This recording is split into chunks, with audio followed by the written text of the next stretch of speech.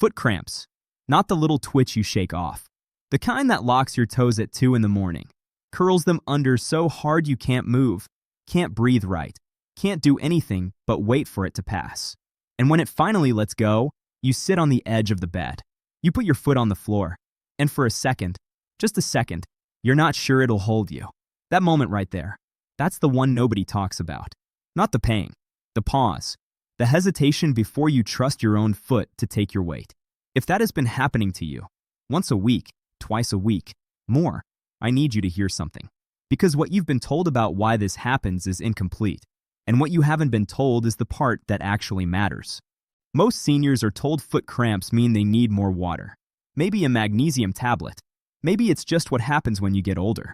However, a clinical review published in American Family Physician found that nocturnal cramps in older adults are usually not explained by dehydration or simple electrolyte disturbance alone. They're far more often tied to muscle fatigue, nerve irritability, prolonged sitting, and sometimes medication-related factors that no one ever sits down and connects for you. Which means the glass of water on the nightstand, the banana before bed, they're not wrong. They're just not enough. Not even close. And that gap between what you've been doing and what's actually driving the cramp, that gap is what wakes you up at night. By the time I'm done today, you're going to understand exactly why your feet cramp when they do, why the advice you've been following keeps falling short, and the 4 daily habits that interrupt the real trigger stack before it fires. Not during the cramp, before it.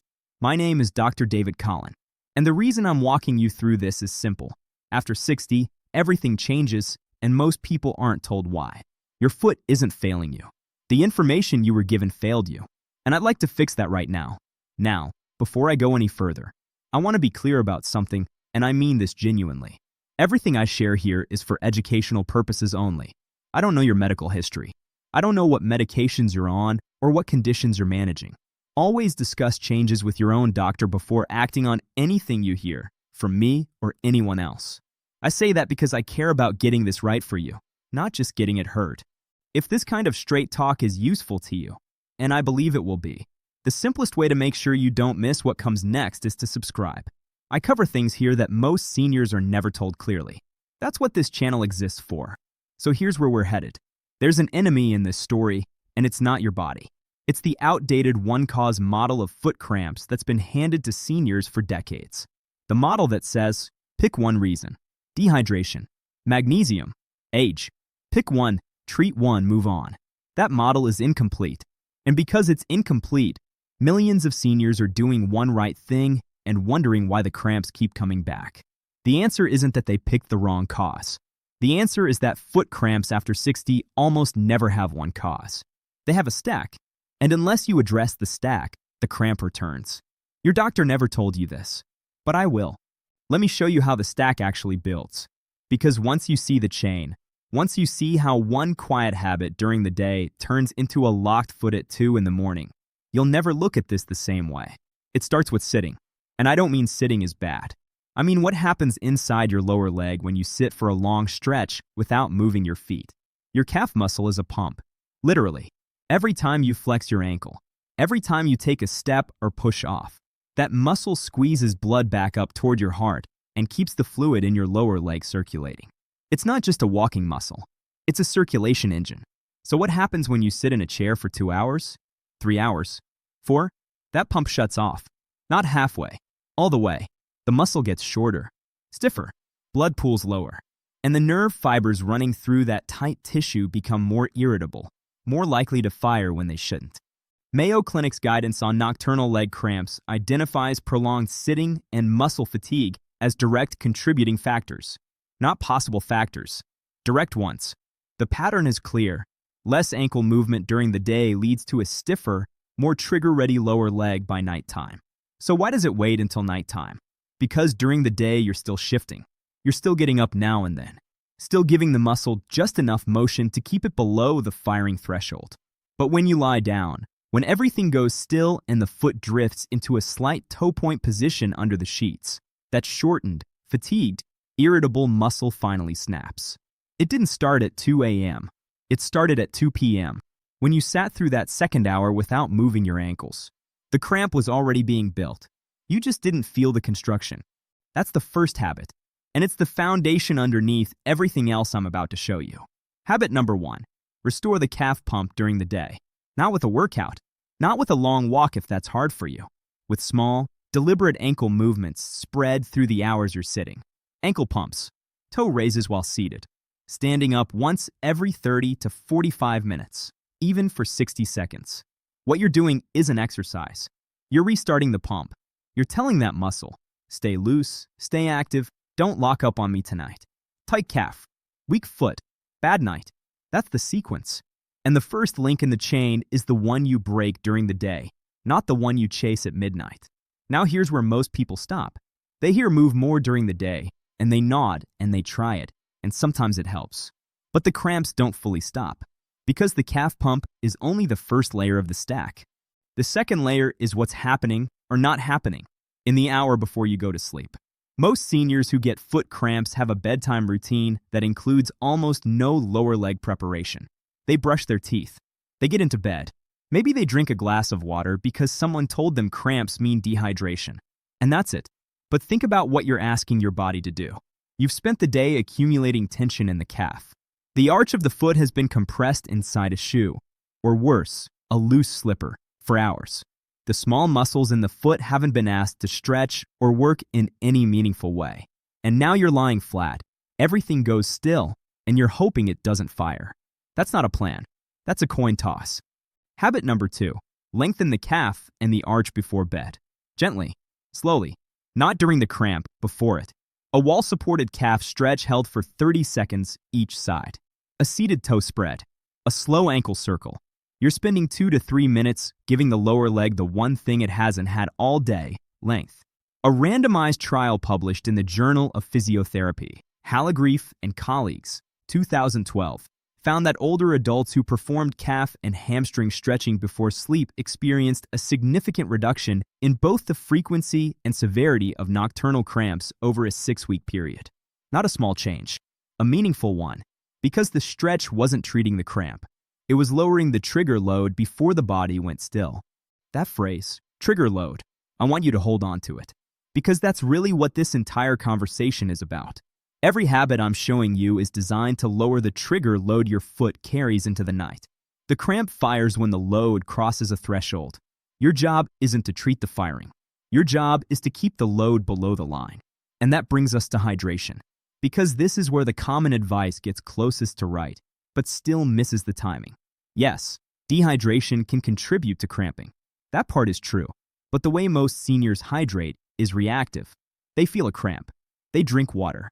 Or they drink a big glass right before bed. And here's the problem with that. By the time the cramp fires, the trigger stack was set hours ago. And loading water at 10 p.m. doesn't rehydrate muscle tissue on contact. It takes time. And in many seniors, especially those on blood pressure medications or diuretics, the fluid balance is more complex than just drink more. Habit number 3. Hydrate steadily through the earlier part of the day. Not all at once. Not at bedtime. Spread it across the morning and afternoon so the tissue is already hydrated long before the foot hits the pillow. And if you're taking a diuretic, a water pill, or a statin, or certain blood pressure medications, that's a conversation worth having with your doctor. Not because those medications are wrong for you, but because they can shift your fluid balance or affect muscle in ways that make the cramp pattern harder to interrupt if nobody's watching the full picture. I want to be careful here. I'm not telling you to change any medication. I'm telling you to ask. If you've been cramping regularly and you're on one of those medications, your doctor may want to look at the timing, the dosage, or whether a simple adjustment makes a difference. That's their call, not mine. But the question is yours to bring. Most seniors never connect this to that. Today you will. The cramp isn't one thing. It's a stack. Sitting feeds into stiffness. Stiffness feeds into a trigger-ready foot. Poor hydration timing feeds into tissue that can't recover. And by the time you lie down, the stack has been building for 12 hours. The cramp is just the receipt. What happens to your feet on the days you sit the longest? Think about that for a moment. Is the cramp worse after the days you barely moved? After the afternoons where the TV was on for hours and your ankles didn't flex once? Most people never make that connection, because the cramp shows up at night and the sitting happened 8 hours earlier. The cause and the effect are separated by time. and nobody draws the line for you. Have you noticed it's worse after your least active days? If the answer is yes, and for most seniors it is, then you already have the most important diagnostic clue you'll ever get. The cramp is a nighttime symptom of a daytime problem. Now, there's something I haven't told you yet, and it's the reason I said at the beginning that most cramp advice falls short. We've talked about the calf pump. We've talked about stretching before bed. We've talked about hydration timing, free solid habits. And if you do all three, you'll probably notice fewer cramps. But for a lot of seniors, especially those over 65, the cramps don't fully stop.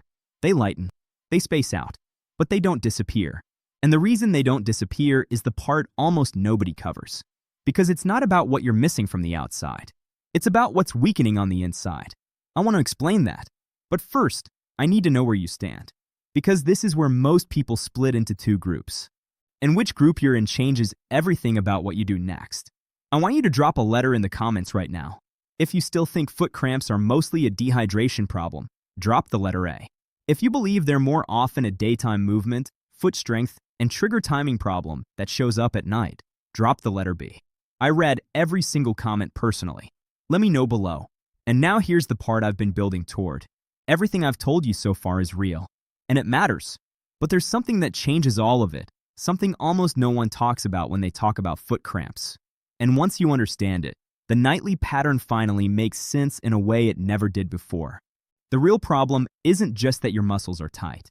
It's not just that you sat too long or stretched too little or drank water at the wrong time. Those are all real contributors. But underneath all of them, the thing holding the whole pattern in place is this. Your foot has gotten weak. Not injured, not broken, weak. The small intrinsic muscles inside the foot, the ones that stabilize your arch, control your toes, absorb the ground when you walk. Those muscles have been slowly losing strength for years. And nobody told you to train them. Nobody even mentioned them. Think about it.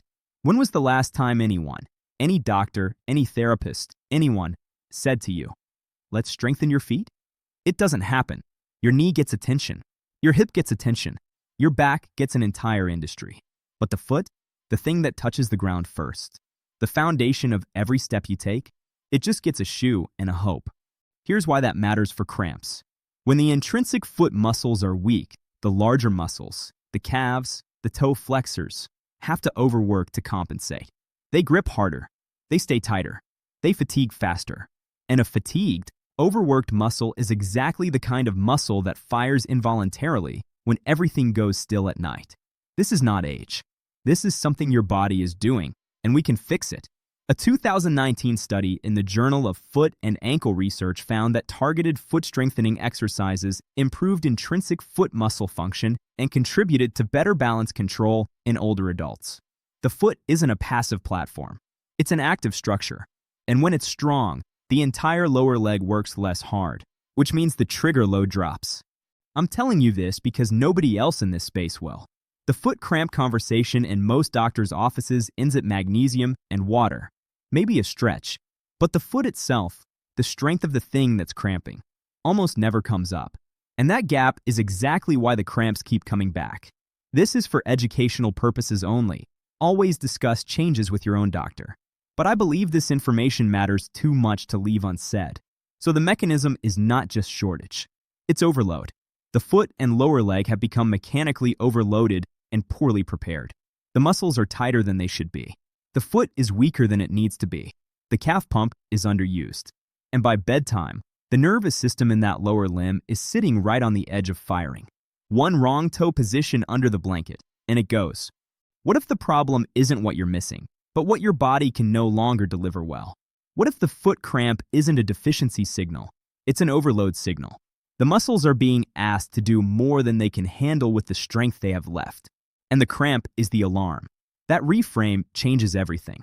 Because now you're not chasing one missing ingredient. You're rebuilding a system. And that's habit number 4. Habit number 4, rebuild foot and ankle strength. Start with simple toe spreads, just opening the toes wide and holding. Progress to short foot exercises, gently drawing the arch up without curling the toes. Towel scrunches with the toes.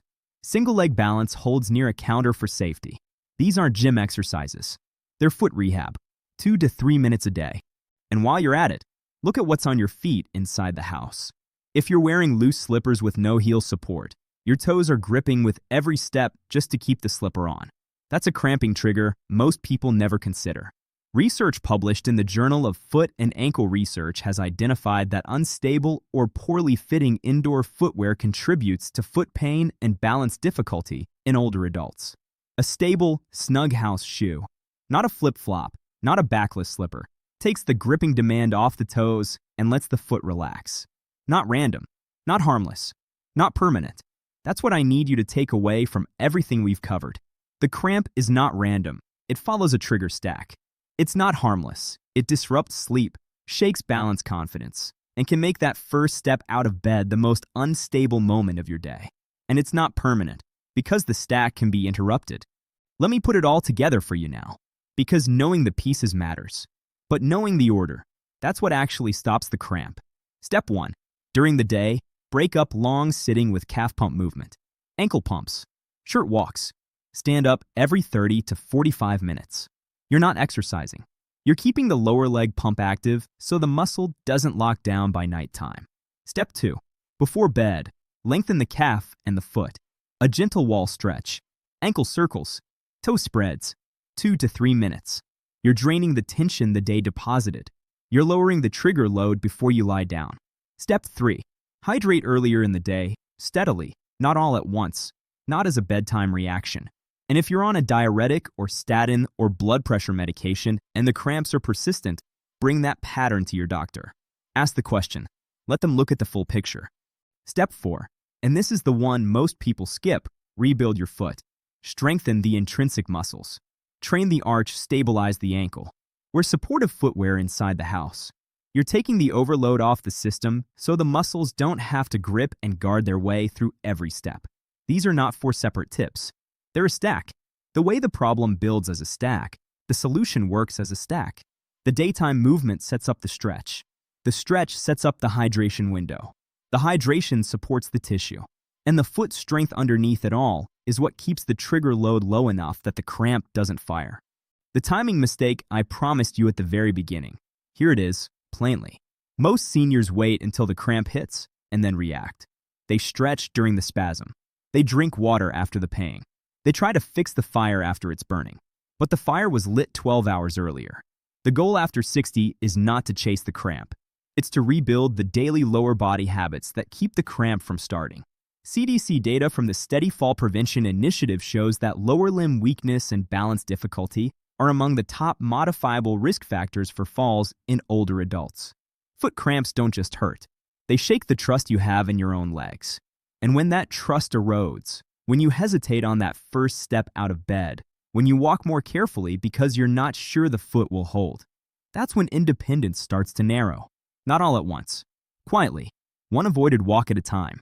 Most seniors never connect foot cramps to balance confidence. Today you did. And that connection is the thing that turns a nighttime annoyance into a daily practice worth protecting.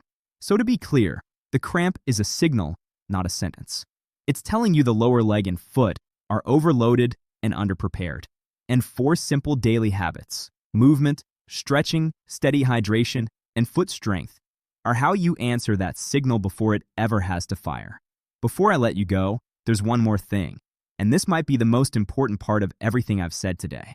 If your foot cramps are new, if they're sharply one-sided, if the foot that cramps also feels colder than the other one, if you see color changes, pale, bluish, reddish, if there's swelling, or a wound that won't heal, or pain in the calf or foot when you walk that stops when you rest, do not brush that off as a nighttime nuisance.